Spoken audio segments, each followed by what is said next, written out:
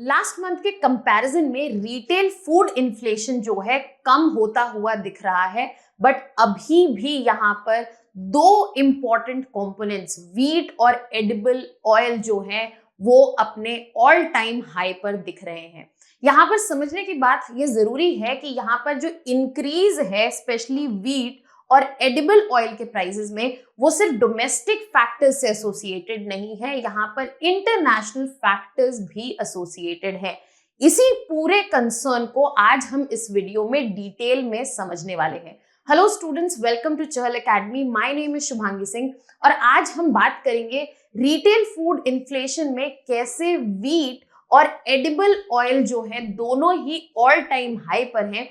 इसके पीछे रीजंस क्या हैं, कौन से डोमेस्टिक फैक्टर्स हैं जो इसको फ्यूल कर रहे हैं, साथ ही साथ कौन से इंटरनेशनल फैक्टर्स हैं जो इसको फ्यूल कर रहे हैं, और आने वाले समय में इंडिया यहाँ पे क्या कर सकता है इन दोनों ही इन्फ्लेशन को एड्रेस करने के लिए। तो चलिए स्टार्ट करते हैं। तो बेसिकली अगर हम बात करें रिटेल इन्फ्लेशन की, तो as compare to last month यहाँ पर इन्फ्लेशन जो है कम होती हुई दिखी है, जहां ये 9.04% पर आ चुकी है एज कंपेयर टू अक्टूबर में जहां ये 10.87% पर थी।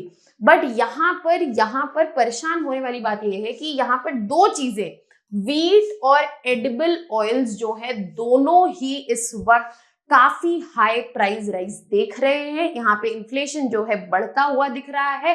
व्हीट प्राइसेस जो है वहां पे इन्फ्लेशन जो है 7.88% के करीब है और ऑयल प्राइसेस में तो 13.28% का इंक्रीज देखा गया है, जिसमें सबसे अफोर्डेबल ऑप्शन जो कि पाम ऑयल होता था उसमें प्राइस जो है अब इस वक्त ₹143 पर केजी तक जा चुका है। अब इन दोनों को ही हम बारी बारी से समझेंगे। सबसे पहले अगर हम बात करें व्हीट प्राइसेस की, तो ऐसे कौन से फैक्टर्स हैं जो यहाँ पर इससे रिलेटेड इन्फ्लेशन को ड्राइव कर रहे हैं, फ्यूल कर रहे हैं। सबसे पहला रीजन है यहाँ पर इंडिया में जो सप्लाईज हैं, डोमेस्टिक सप्लाईज जो हैं वो इस वक्त काफी लिमिटेड हैं। बिलो एवरेज व्हीट क्रॉप्स देखे गए हैं स्पेशली लास्ट 3 इयर्स से, और साथ ही साथ यहाँ पे गवर्नमेंट के जो स्टॉक रिजर्व्स हैं वो भी कम होते हुए नजर आ रहे हैं। यहाँ पर इस चीज को एड्रेस करने के लिए गवर्नमेंट ने एक्सपोर्ट बैन तो मई में ही लगा दिया था, बट यहाँ पर डोमेस्टिक प्राइसेस जो हैं अभी भी उसकी वजह से स्टेबलाइज नहीं हो पाए।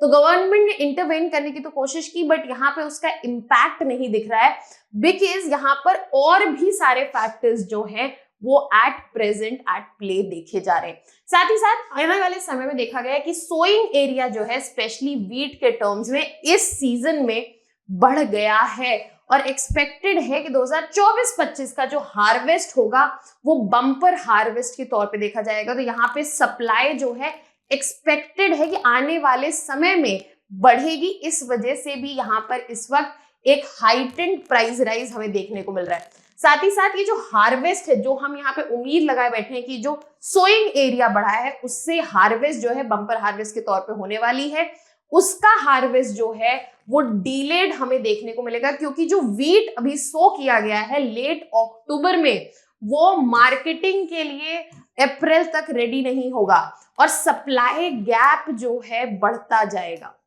जब सप्लाई गैप इंक्रीज हो रहा है और इस वक्त की जो डिमांड है वो फुलफिल नहीं हो रही है, तो जायज सी बात है जो प्राइस राइज हम देख रहे हैं इसमें भी अभी रिलीफ हमें नहीं देखने को मिलेगा। इसके अलावा अगर हम गवर्नमेंट स्टॉक्स की बात करें, गवर्नमेंट के पास जो रिजर्व्स है, दिसंबर 1 का अगर हम डेटे की बात करें तो यहाँ पर 20.6 मिलियन टन्स जो है गवर्नमेंट रिजर्व्स में है, और इसके अलावा 1.5 मिलियन टन जो है इसमें रिक्वायर्ड है पब्लिक डिस्ट्रीब्यूशन के लिए। तो यहाँ पे काफी सारा अमाउंट जो है वो अवेलेबल है ओपन मार्केट सेल्स के लिए, जब एक बार पब्लिक डिस्ट्रीब्यूशन की रिक्वायरमेंट कम हो जाए। बट प्रॉब्लम ये है कि अगर मार्केट सेल में भी जा रहा है तो as compare to last year ये कम है। तो यहाँ पर जो डिमांड है वो प्रॉपरली फुलफिल नहीं हो पाएगी गवर्नमेंट के स्टॉक्स से भी। इसके अलावा यहाँ पर जो मार्केट प्राइसेस हैं इस वक्त क्योंकि वो बढ़ गए हैं, वो साथ ही साथ डिस्करेज करेंगे फार्मर्स को कि वो गवर्नमेंट का जो मिनिमम सपोर्ट प्राइस है उस पर वीट बेचे। और यहाँ पे जो गवर्नमेंट का इंटरवेंशन की कोशिश है कि प्राइसेस जो है स्टेबलाइज हो जाए, वो एक तरह से इनइफेक्टिव साबित होगी, क्योंकि यहाँ पे बेटर ऑल्टरनेटिव्स जो है फार्मर्स को मार्केट प्राइसेस क्योंकि बढ़ गए हैं वहां पर मिल रहे हैं। तो ओवरऑल जो सिचुएशन है वो एड्रेस होती हुई नहीं दिख रही है, और ये फैक्टर्स जो है कॉन्टिन्यूसली कंट्रीब्यूट कर रहे हैं in the price rise we are seeing in terms of wheat. अब अगर हम बात करें इंपोर्ट ऑप्शन की, तो यहाँ पे स्पेशली फॉर फ्लोर मिल्स और इसके अलावा अगर पॉलिटिकल फीजिबिलिटी की बात करें तो यहाँ पर जिस रेट पर इंपोर्ट किया जा रहा है वो ऑलमोस्ट इक्विवेलेंट पड़ रहा है जो डोमेस्टिक मार्केट में। दैट इज वाई यहाँ पे फ्लोर मिल्स की प्रेफरेंस जो है वो इंपोर्ट हो गया। फॉर एग्जाम्पल अगर हम सदर्न इंडिया की बात करें, जो फ्लोर मिल्स है वहां पे, उनके लिए इंपोर्टेड व्हीट जो है कंपैरेटिवली चीपर पड़ रहा है डोमेस्टिक व्हीट से। और यहाँ पर हम सारे कॉस्ट ऐड करने के बाद बात करें, चाहे वो पोर्ट हैंडलिंग के हो या ट्रांसपोर्ट कॉस्ट के हो। इसके अलावा कस्टम ड्यूटी, व्हीट पे इस वक्त 40% कस्टम ड्यूटी है, बट यहाँ पे इंपोर्ट्स जो है वो अलाउड है एट 0 ड्यूटी, क्योंकि यहाँ पर अगर इंपोर्ट्स आएंगे तो ये थोड़ा सा डिमांड को है जो सप्लाई गैप जो हमें देखने को मिल रहा है उसको एड्रेस करने में हेल्प करेंगे।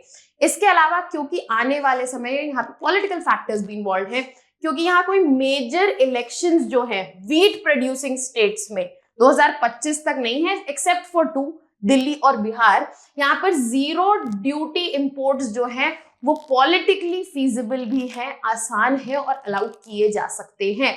इसके अलावा अगर हम बेनिफिट्स के टर्म्स में बात करें तो यस, यहाँ पर जो इंपोर्ट हो रहा है 3 से 4 मिलियन टन का, उससे डोमेस्टिक सप्लाई जो है फैसिलिटेट होगी, एक बफर बनेगा, और साथ ही साथ ये जो high price rise, consistent price rise हम देख रहे हैं, इन्फ्लेशन देख रहे हैं व्हीट प्राइसेस में, उसको भी कंट्रोल करने का यहाँ पर एक एडवांटेज आता हुआ हमें दिख रहा है। अब चलते हैं एडिबल ऑयल्स की तरफ। एडिबल ऑयल के बारे में अगर हम बात करें तो यहाँ पर सबसे ज्यादा जो कंसर्निंग प्राइस है वो पाम ऑयल के, क्योंकि पाम ऑयल जो है वो सबसे अफोर्डेबल ऑप्शन माना जाता था एडिबल ऑयल्स में, और उसी में स्टार्क इंक्रीज देखा गया, 13.87% का प्राइस राइज देखा जा रहा है। तो यहाँ पे पाम ऑयल जो कि सबसे कॉस्ट इफेक्टिव और अफोर्डेबल वेजिटेबल एडिबल ऑयल होता था, यहाँ पर उसकी सप्लाई जो है लिमिटेड हो गई है।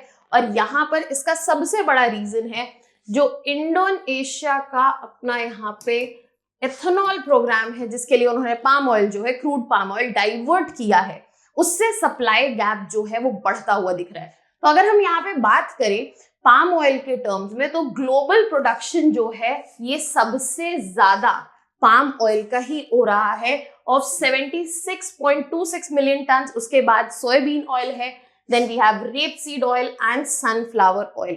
अब क्योंकि पाम ऑयल हमने बोला सबसे कॉस्ट इफेक्टिव हुआ करता था, बट यहाँ पे रीसेंट चेंजेस के बाद देखा जा रहा है तो जो प्राइस है क्रूड पाम ऑयल का इन terms of imported crude palm oil जो इंडिया में आता था वो बढ़ गया है, जहां पे इसका प्राइस ऑलमोस्ट $1280 पर टन हो गया, और ये एक्सपेंसिव होता हुआ दिख रहा है as compare to soyabean and sunflower oil.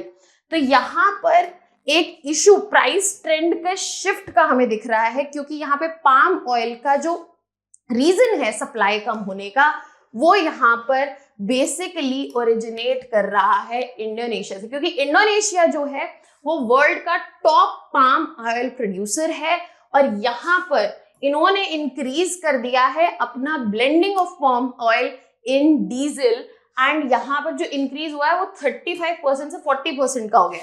तो यहाँ पे हायर डोमेस्टिक डिमांड को एड्रेस करने के चक्कर में इंडोनेशिया के जो सप्लाई थी वो लिमिट हो गई, और जिससे प्राइस सर्ज जो है हमें देखने को मिल रहा है। अब इस प्रोग्राम जो हायर बायोडीजल मैंडेट है इंडोनेशिया का, इसकी वजह से 14.7 मिलियन टन जो है क्रूड पाम ऑयल का प्रोडक्शन जो है डोमेस्टिक यूज की तरफ चला जाएगा, जिसकी वजह से जो एक्सपोर्टेबल सरप्लस था वो कम होगा, और यहाँ पर ग्लोबल प्राइसेस जो है ये बढ़ते हुए हमें दिख रहे हैं, और आने वाले समय में एक्सपेक्टेड है कि और भी दिखेंगे। तो सबसे ऑब्वियस इंप्लीकेशन जो है वो तो यही है कि इंक्रीज्ड पाम ऑयल प्राइसेस जो हैं वो हो रहे हैं। इसके अलावा सप्लाई शॉर्टेजेस स्पेशली इंडिया के कॉन्टेक्स्ट में, जो कि almost 9 to 9.5 million ton palm oil annually यहाँ पर इंपोर्ट करता है, उसके सामने सप्लाई कंस्ट्रेन आते हुए दिख रहे हैं। इसके अलावा इंपोर्ट डिपेंडेंसी जो है इंडिया की इस कॉन्टेक्स्ट में बढ़ जाएगी, क्योंकि यहाँ पर जो क्रूड पाम ऑयल है उसका रेट जो है बढ़ गया है। अगर यहाँ पर हम इंपोर्ट करना चाहेंगे दूसरे वेजिटेबल एडिबल ऑयल जैसे कि सनफ्लावर ऑयल या सोयाबीन ऑयल, तो वहां पर हमें दूसरे सोर्सेस देखने पड़ेंगे कॉम्पेंसेशन के लिए। और यहाँ पर इशू ये है कि स्पेसिफिकली ये जो ऑयल्स हैं वो कम सूटेबल हैं सर्टेन यूजेस के लिए, चाहे हम डीप फ्राइंग की बात करें या बेकिंग की बात करें, तो सब्स्टिट्यूशन भी जो है वो इन ऑयल से मुश्किल है। इसके अलावा प्राइस वॉलेटिलिटी जो हमें देखने को मिल रही है स्पेशली पाम ऑयल प्राइसेस के इंक्रीज से, वो ओवरऑल इन्फ्लेशन जो है, रिटेल इन्फ्लेशन जो है उसको डायरेक्टली फ्यूल कर रहे हैं, जिससे कंज्यूमर्स तो इफेक्ट हो ही रहे हैं डायरेक्टली। आने वाले समय में फूड इंडस्ट्रीज पर भी भारी इंपैक्ट हमें देखने को मिलेगा। अब सवाल यहाँ ये उठता है कि कितना यहाँ पर ऑयल जो है, बाकी ऑयल जो है वो कॉम्पेंसेट कर पाएंगे पाम ऑयल के लिए। पाम ऑयल डेफिनेटली एक प्रेफर्ड ऑप्शन है इन टर्म्स ऑफ सर्टेन इंडस्ट्री, जैसे कि हमने बात किया कि डीप फ्राइंग की बात कर रहे हैं, बेक्ड गुड्स की बात कर रहे हैं, तो यहाँ पे सब्स्टिट्यूशन जो है वो लिमिटेड है, बट हम देखना चाहेंगे कि कितना पॉसिबल है। तो अगर हम सोयाबीन ऑयल की बात करें तो इसका इंपोर्ट जो है ऑलरेडी 0.15 मिलियन टन जो कि नवंबर 2023 से होता था, उससे बढ़ के 0.41 मिलियन टन हो चुका है। सनफ्लावर के इंपोर्ट्स जो है वो भी बढ़ गए हैं 0.13 से 0.134 तक। और यहाँ पर अगर हम बात करें ग्लोबल सोयाबीन प्रोडक्शन की, तो ये एस्टिमेटेड है कि हाईएस्ट प्रोडक्शन जो है हम देखेंगे 2024-25 में। एंड यहाँ पर बड़े प्रोड्यूसर्स जैसे कि ब्राजील और यूएस जो है एक्सपेक्टेड है कि यहाँ पे स्ट्रॉन्ग हार्वेस्ट देखने को मिलेगी। तो यहाँ पे जो सप्लाई गैप है इसको एड्रेस करने के लिए इंडिया ने तो अपने इंपोर्ट्स बढ़ाए ही बढ़ाए हैं, बट अक्रॉस द ग्लोब हम देख सकते हैं कि यहाँ जो ट्रांजिशन है या जो रेडीनेस है वो बढ़ाई जा रही है। और इंडिया का जो पाम ऑयल शेयर है वो एनुअल एडिबल ऑयल कंजम्पशन जो है वो 25 से 26 मिलियन टन है, जिसमें पाम ऑयल सिर्फ 9 to 9.5 मिलियन टन जो है आता है। तो यहाँ पे इस पूरे सेक्शन को इंपोर्ट करना पॉसिबल नहीं है, इवन आफ्टर इंक्रीज जो हमें देखने को मिल रहा है सनफ्लावर और सोयाबीन ऑयल में। आने वाले समय में हमें देखना पड़ेगा कि ट्रांजिशन हम कैसे इंश्योर करें, इंपोर्ट डिपेंडेंसी जो है उसको कैसे ना बढ़ाएं, और साथ ही साथ इस सप्लाई गैप को हम कैसे फुलफिल कर पाए। अनदर कंसर्न जो यहाँ पर अपार्ट फ्रॉम द फैक्ट कि सोयाबीन और सनफ्लावर ऑयल्स जो है वो पाम ऑयल के अपने फंक्शनल यूजेस में काम नहीं आते हैं, यहाँ पर इंपोर्ट ड्यूटी भी एक बड़ा कंसर्न है, क्योंकि यहाँ पे palm oil, soybean oil, sunflower oil, इन तीनों पर ही 27.5% इफेक्टिव इंपोर्ट ड्यूटी लगती है। अब यहाँ पर देखने वाली बात है कि आने वाले समय में क्या गवर्नमेंट जो है यहाँ पर एक एक्सेप्शन लाएगी पाम ऑयल इंपोर्ट्स के लिए, जो शॉर्टेज को एड्रेस करने में हेल्प करे, या फिर बाकी ऑयल्स के लिए, सोयाबीन और सनफ्लावर ऑयल्स के लिए, ताकि यहाँ पे सब्स्टिट्यूशन जो है जितना भी पॉसिबल है वो इजी हो पाए। Now that we have understood कि यहाँ पे क्या क्या फैक्टर्स जो हैं ऑपरेट कर रहे हैं, लेट अस लुक इनटू कि क्या ऐसे पॉलिसी मेजर्स हैं जो इंडिया ले सकती है सो दैट ये सिचुएशन जो है थोड़ी ईज आउट हो जाए। सबसे पहला है यहाँ पर इंपोर्ट ड्यूटी का रिडक्शन जो है काफी हेल्प करेगा, ना कि सिर्फ यहाँ पर पाम ऑयल का इंपोर्ट ईज करने में, बल्कि इसका जो सब्स्टिट्यूशन हम करना चाह रहे हैं सोयाबीन और सनफ्लावर ऑयल से, उसमें भी। साथ ही साथ डोमेस्टिक प्रोडक्शन पर फोकस बढ़ाना जरूरी है। यहाँ पे डोमेस्टिक ऑयल सीड का प्रोडक्शन है, चाहे वो मस्टर्ड हो, सोयाबीन हो, उसको अगर यहाँ पे हम इंक्रीज कर पाएंगे तो ऑटोमेटिकली हमारा डिपेंडेंस जो है इंपोर्ट्स पर कम होगा और यहाँ पर सेल्फ सफिशिएंसी जो है आती हुई दिखेगी। साथ ही साथ जरूरत है कि यहाँ पे जो सोर्सेज हैं इंपोर्ट के उनको डाइवर्सिफाई करें ताकि हम एक जगह से डिपेंडेंट ना हो और वहां से हमें अगर कोई पॉलिसी चेंज होता है जैसे कि इंडोनेशिया के साथ हुआ है तो हमें सप्लाई शॉक्स आने वाले समय में देखने को ना मिले। इसके अलावा ऑल्टरनेट ऑयल्स को प्रमोट करने की जरूरत है ताकि इनका यूजेज बढ़े और सब्स्टिट्यूशन जो है वो पॉसिबल हो सके। और यहाँ पर सबसे इंपॉर्टेंट पॉइंट है कि एक स्ट्रैटेजिक रिजर्व बनाने की जरूरत है स्पेशली पाम ऑयल के कॉन्टेक्स्ट में, ताकि यहाँ पर शॉर्ट टर्म अगर सप्लाई शॉक आता भी है तो उसे अफेक्टिवली मैनेज और एड्रेस किया जा सके और यहाँ पर price fluctuation, extreme price fluctuation और वॉलेटिलिटी ना देखने को मिले ताकि यहाँ पे कंज्यूमर्स और इंडस्ट्रीज दोनों ही सफर ना करें।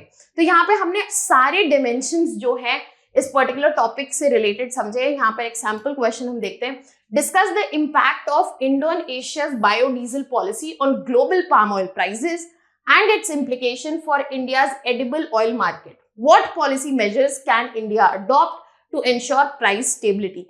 You can send in your answers in the comment section. Our team will get back to you. ऐसे जो topics हैं इनकी होलिस्टिक अंडरस्टैंडिंग आपके एग्जाम के पर्सपेक्टिव से काफी इंपॉर्टेंट हो जाती है और ऐसे ही टॉपिक्स को इजी लैंग्वेज में समझने के लिए और ऐसी और वीडियोस देखने के लिए you can subscribe to our YouTube channel of Chahal academy. That was all from my side. Thank you so much.